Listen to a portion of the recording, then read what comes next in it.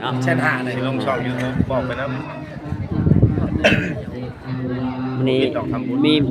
มีพอออกต้นหลายบ้านมาทำบุญอยู่เพื่อนลุงเวียงศักดิ์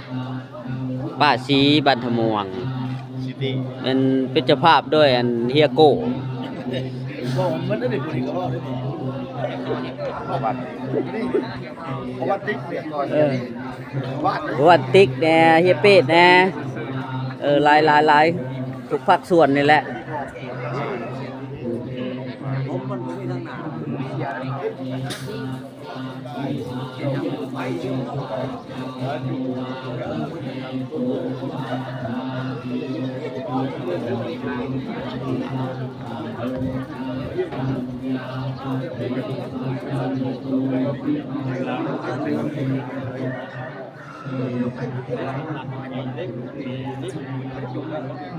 แล้วว่าเนี่ย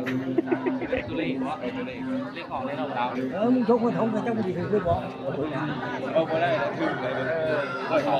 ตอนไทยลุก เลื่อยฟอง ฮะบอกแล้วคนชุดหน้า เลื่อยฟองเนี่ยที่มึง ชุดหน้าได้ เช่านั้นผู้ขายเขาผู้ขายนะคนผู้ขายตัว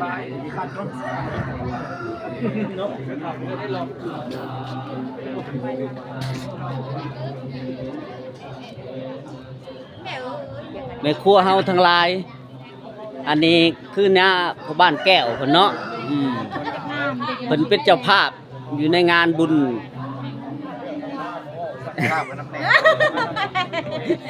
เสี่ยวก็เบาเสี่ยวก็บ่เป็นเป็นเจ้าภาพงานบุญเนี่ยเป็นนั่นคนเบิ่งแยงเวียกงานทั้งหลายมื้อนี้เพิ่นหล่อเป็นพิเศษอันนี้เจดาวเมียพ่อบ้านอันเคียวสัมพันธ์บ้านตรงเมือง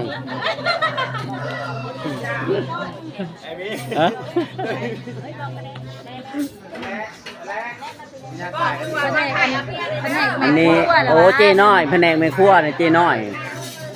อันนี้เป็นแม่อ้ำนะจะเข้ามาเล็ก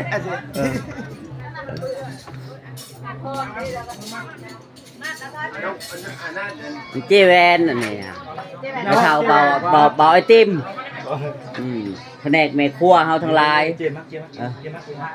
นะคะแนนมากล้วยกินแซ่บจีมักอันนี้อันนี้เจ๊แกงกอกจีแกงกอกอันนี้ฮะ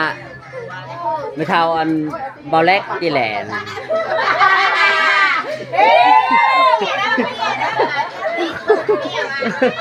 แล้วโอ้โหปุ๊บกล้อง